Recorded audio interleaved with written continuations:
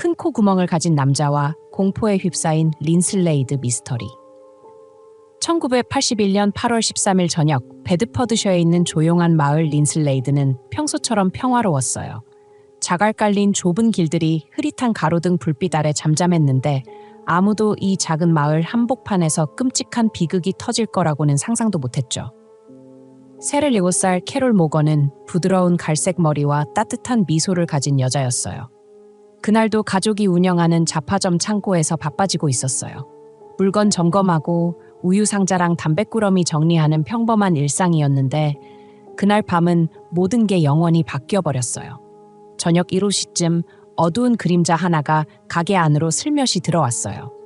아무 소리도 경고도 없이요. 갑자기 좁은 창고 안에서 금속이 살과 뼈에 부딪히는 소리가 울렸어요. 캐롤은 반응할 틈도 없었어요. 무자비한 공격이 머리 위로 쏟아졌고 두개골이 쩍 갈라질 정도로 세게 맞았어요. 놀라서 손으로 막으려 했지만 소용없었죠. 날카로운 칼에 손가락이 잘리고 피가 차가운 나무 바닥에 웅덩이처럼 고였어요. 두 아이의 엄마로 늘 상냥했던 그녀의 얼굴은 고통과 절망으로 일그러져 있었어요. 그런데 범인은 거기서 멈추지 않았어요. 나중에 경찰이 조사하면서 말했듯이 이건 단순히 사람을 죽이는 수준이 아니라 캐롤의 존재 자체를 지우려는 듯한 잔인함이었어요. 모든 게 조용해졌을 때 창고엔 범인의 거친 숨소리와 피비린내만 가득했어요. 캐롤은 엉망이 된 물건 더미 사이에 쓰러져 있었고 마지막 순간의 공포가 담긴 눈을 뜬 채로요. 밤 9시쯤 캐롤의 남편 앨런 모건이 어린 두 아이와 함께 마을 영화관에서 영화를 보고 돌아왔어요. 문을 열자마자 앨런의 비명이 여름밤의 고요를 찢었어요. 안 돼! 캐롤! 이게 뭐야? 그는 아내의 시신 옆으로 달려가 떨리는 손으로 그녀를 끌어안았지만 이미 늦었어요. 문 앞에 서 있던 두 아이는 무슨 일인지 이해도 못한 채 얼어붙어 있었고 엄마가 다시는 일어나지 못한다는 사실만 어렴풋이 느꼈죠. 옆집에서 비명을 들은 이웃이 급하게 경찰에 신고했고 곧 현장에 경찰들이 도착했어요. 짙은 파란색 제복을 입은 수사관들이 손전등을 들고 창고 구석구석을 살폈어요. 처음 발견한 건 금고에서 사라진 500파운드 현금과 120파운드어치 담배였어요. 강도 사건인가? 처음엔 다들 그렇게 생각했죠. 하지만 자세히 보니 공격의 잔혹함이 너무 심해서 경찰들조차 몸서리를 쳤어요. 수사 책임자인 피터 그레이스는 캐롤의 시신 옆에 서서 고개를 저었어요.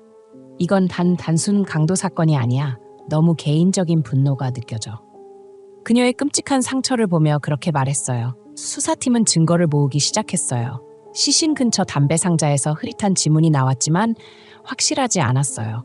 바닥에 흥건한 피도 채취했는데 1981년 당시엔 법의학 기술이 지금처럼 발달하지 않아서 당장 결과를 내기 힘들었죠. 근처에 의자가 넘어져 있었는데 캐롤이 저항하려다 쓰러진 흔적 같았어요. 하지만 그 무시무시한 상처를 낸 흉기는 현장에 없었어요. 한편 앨런은 가게 밖 계단에 쭈그리고 앉아 있었어요. 얼굴은 창백하고 눈은 멍하니 허공을 보고 있었죠. 경찰 한 명이 다가가 어깨에 손을 얹으며 물었어요. 정말 유감입니다, 모건 씨. 무슨 일이 있었는지 말씀해 주실 수 있나요? 앨런은 떨리는 목소리로 대답했어요. 나랑 애들이 영화 보러 갔었어요. 돌아왔는데 저기 쓰러져 있더라고요. 누가 이런 짓을 했는지 모르겠어요. 캐롤은 이런 일을 당할 사람이 아니에요. 소식이 퍼지면서 린슬레이드는 순식간에 충격에 빠졌어요. 늘 평온했던 마을 사람들은 문을 잠갔다 열지 않았고 서로를 의심 어린 눈초리로 쳐다봤어요. 캐롤의 죽음은 가족의 비극을 넘어 마을 전체의 평화를 깨뜨린 상처가 됐어요. 8월 14일 아침 모건 가족의 잡화점은 노란 경찰 테이프로 둘러싸였어요. 구경꾼들이 몰려들었고 시장 바구니를 든 주부부터 공원 벤치에 앉아있던 노인들까지 수군거렸어요. 베드퍼드셔 경찰 수사팀은 밤낮 없이 움직였어요. 창고 안을 샅샅이 뒤지고 선반과 상자를 하나하나 확인하며 단서라도 찾으려 했어요. 현장 사진은 밤새 현상돼 나왔는데 캐롤의 시신이 드러난 모습은 정말 끔찍했어요. 피 묻은 손을 들어 올린 채 쓰러져 있고 얼굴엔 깊은 칼자국이 나 있었죠. 베테랑 경찰들도 그 사진을 보고 얼굴을 찡그렸어요. 그러다 뜻밖의 목격자가 나타났어요. 가게에서 2블록 떨어진 곳에 사는 중년 여성 엘시 터너였어요. 그녀는 떨리는 목소리로 말했어요. 어제 저녁 7시쯤 누가 가게에서 급하게 나오는 걸 봤어요. 어두운 코트를 입고 있었는데 얼굴은 잘 못 봤어요. 근데 코가 엄청 컸어요. 콧구멍이랑 코 날개가 유난히 넓어서 기억나요. 여기 사람 같진 않았어요. 엘시의 증언을 바탕으로 경찰 화가들이 용의자 초상화를 그렸어요. 30대쯤 된 남자, 짧은 머리에 각진 얼굴, 그리고 눈에 띄는 큰 코. 이 초상화는 지역신문에 실렸고 이 사람 아는 분은 즉시 연락주세요라는 문구가 붙었어요. 또 다른 단서도 나왔어요. 동네를 자전거 타고 다니던 12살 소년 토미가 말했어요. 그날 저녁에 가게 근처에 짙은 초록색 차가 서 있는 걸 봤어요. 좀 낡았고 문에 흠집도 있었어요. 안에 누가 있는지는 못 봤는데 꽤 오래 서 있었어요. 소년은 경찰과 얘기하는 게 신나서 눈을 반짝이며 말했죠. 그레이스는 이 정보를 놓치지 않았어요. 즉시 팀에 명령을 내렸어요. 근방에서 초록색 차량을 전부 조사해. 마을 길부터 정비소까지 다 뒤져. 며칠 동안 3만 대가 넘는 차를 확인했고 트럭 운전사부터 우체부까지 수천 명을 신문했어요. 초상화 속 남자나 의문의 차량을 본 사람을 찾으려 했죠. 한편 8월 15일 저녁 앨런이 지역 TV에 나왔어요. 낡은 스웨터를 입고 눈이 빨갛게 충혈된 모습으로 카메라 앞에 섰어요. 이 짓을 한 놈의 가족과 친구들에게 부탁드립니다. 목이 메어서 말했어요. 더 이상 감싸주지 마세요. 한 번 했으면 또 할 거예요. 제가 가게에 들어가서 캐롤을 그 상태로 본 기분을 여러분은 모를 거예요. 앨런의 호소는 사람들 마음을 흔들었어요. 린슬레이드 주민들은 가게 앞에 꽃을 놓고 캐롤을 애도하는 카드를 남겼어요. 수사는 계속됐어요. 경찰은 가게 한 마일 반경 내 집집마다 문을 두드리고 길 가던 사람들까지 붙잡고 물어봤어요. 동네 떠돌이들까지 조사했죠. 하지만 큰 코 구멍을 가진 남자와 초록색 차는 어디론가 증발한 것 같았어요. 날이 갈수록 수사팀은 압박을 받았어요. 신문들은 살인자는 여전히 자유다.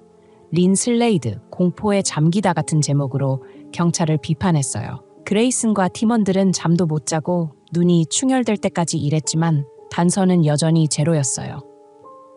몇 주가 지나자 린슬레이드 분위기가 숨막히게 변했어요. 예쁜 초가지붕 집과 나무 그늘 드리운 길로 유명했던 마을은 이제 두려움에 휩싸였어요. 해가 지면 아무도 밖에 나오지 않았고 아이들도 거리에서 놀지 않았어요. 술집과 시장에서 소문이 퍼졌어요. 런던에서 온 불황자라는 사람도 있고 프로 도둑이 숨어 있다는 사람도 있었죠. 경찰이 보이지 않는 용의자를 쫓느라 정신없는 사이 중요한 단서 하나가 눈에 띄지 않았어요. 바로 슬픔에 잠긴 남편 앨런 모건이 사실을 다 말하지 않았다는 거예요. 처음엔 앨런이 영화관에 있었다는 게 확실해 보였어요. 주머니에 영화표도 있었고 아이들도 아빠가 자리를 안 떴다고 했으니까요. 하지만 자세히 보면 시간이 안 맞아요. 영화는 8시 30분에 끝났는데 앨런이 가게에 온 건 9시 가까이였어요. 그 30분의 공백은 설명되지 않았죠. 게다가 이웃들 사이에서 앨런의 이상한 행동에 대한 소문이 돌기 시작했어요. 가게 맞은편 정육점 주인 조지 아저씨는 술집에서 친구들에게 말했어요. 캐롤 죽고 이틀 만에 앨런이 전화로 누군가와 웃으며 얘기하는 걸 봤어. 무슨 슬픔이 저래? 하지만 이런 말은 경찰 귀에 들어가지 않았고 수사팀은 여전히 강도 살인에 초점을 맞췄어요. 앨런 모건은 1950년 베드퍼드셔의 작은 마을에서 태어났어요. 목수 아빠와 주부 엄마 밑에서 평범하게 자랐죠. 어렸을 때부터 잘생긴 외모로 눈에 띄었어요. 검은 머리, 반짝이는 눈, 매력적인 미소. 하지만 성격은 불같고 폭력적이었어요. 학교에서 사소한 일로 친구들을 때렸고 10대 때는 마을에서 싸움꾼으로 유명했죠. 2살의 앨런은 동네 빵집에서 일하던 착한 여자 산드라와 결혼했어요. 둘이서 아이 둘을 낳았지만 결혼 생활은 금방 지옥이 됐어요. 산드라는 나중에 앨런이 자기를 자주 때렸다고 털어놨죠. 심지어 쌍둥이를 임신했을 때 배를 맞아서 한 명이 죽었다고요. 5년 만에 결혼은 끝났고 앨런은 두 아이와 폭력적인 과거를 안고 홀로 남았어요. 1975년에 캐롤을 만났을 때 앨런은 좀 달라진 것 같았어요. 부드럽고 인내심 많은 캐롤은 그를 바꿀 수 있다고 믿었죠. 둘은 결혼해서 잡화점을 열고 겉보기엔 평화로운 가정을 꾸렸어요. 하지만 문 닫힌 집 안에서 앨런은 여전히 이기적이고 욕심 많았어요. 가게가 적자가 나고 빚이 쌓이자 그는 점점 신경질적이 됐고 캐롤과 멀어졌어요. 그러다 마거리 스푸너를 만났어요. 유부녀였지만 앨런의 위험한 매력에 끌린 여자였죠. 1981년 초부터 둘은 불륜을 시작했고 밤마다 린슬레이드 구석진 곳에서 몰래 만났어요. 금발의 날카로운 눈빛을 가진 마거릿은 앨런에게 완벽한 공범이 됐어요. 둘은 캐롤 없는 자유로운 삶을 꿈꿨죠. 캐롤이 죽은 후 마거릿의 친구 실라 포레스트는 앨런이 했던 섬뜩한 말을 떠올렸어요. 곧 끝날 거야, 자기. 우리 얘기를 그들에게 말해서 미안해. 실라는 무서웠지만 그땐 입을 다물었어요. 결국 실라는 더 참지 못하고 1981년 말 경찰에 말했어요. 앨런의 슬픔이 가짜 같았어요. 마거릿과 속삭이는 걸 보고 소름 끼쳤어요. 다 계획된 것 같았어요. 마거릿의 남편 데이비드 스푸너도 의심했어요. 캐롤이 죽었으니 내 마누라가 앨런과 살 거라 장담해요. 실제로 사건 6주 만에 마거릿은 앨런과 아이들과 함께 살기 시작했어요. 린슬레이드의 소문이 쫙 퍼졌고 앨런은 가게를 팔고 다른 곳으로 떠났어요. 몇 달 후 인터뷰에서 그는 차갑게 말했어요. 캐롤과의 결혼은 거의 끝난 거나 마찬가지였어요. 평생 울며 지낼 생각 없어요. 2018년 수사관 칼 포스터가 이 사건을 다시 들여다봤어요. 그는 앨런이 보험 사기를 쳤고 캐롤의 사망 후 생명보험으로 큰 돈을 받았다는 걸 알아냈어요. 이건 강도 사건이 아니야. 계획된 살인이야. 2019년 11월 69살 앨런과 7살 마거릿이 갑작스레 체포됐어요. 신문실에서 앨런은 모든 혐의를 부인했지만 말이 자꾸 엇갈렸어요. 가게에 도끼 같은 건 없었어요 라고 했지만 여러 목격자가 그가 도끼를 쓴 걸 봤다고 했죠. 그러다 제인 번팅이라는 새 목격자가 나왔어요. 그녀는 사건 3개월 전 앨런과 마거릿이 술집에서 캐롤을 죽이는 얘기를 했다고 했어요. 교통사고로 위장하자고 했는데 농담이 아니었어요. 제인은 떨며 말했어요. 이 증언이 결정타였죠. 경찰은 앨런과 마거릿을 다시 체포했어요. 이번엔 둘 다 질문에 노코멘트만 반복했어요.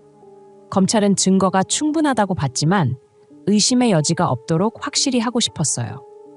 두 사람은 또 풀려났어요. 경찰은 몰래 대화를 녹음했는데 앨런이 마거릿에게 아무 말도 안 하는 게 좋겠어. 혹시 그들이 라고 하다 스스로 입을 막았어요. 2024년 4월 앨런과 마거릿의 재판이 시작됐어요. 제인의 증언과 앨런의 모순된 진술이 배심원을 설득했어요. 2024년 7월 29일 앨런은 살인 공모 혐의로 최소 22년형을 포함한 종신형을 받았어요. 마거릿은 운 좋게 무죄로 풀려났죠. 진짜 손을 쓴 범인은 여전히 미스터리예요. 하지만 캐롤 모건에게 늦었지만 정의가 조금은 이뤄졌어요.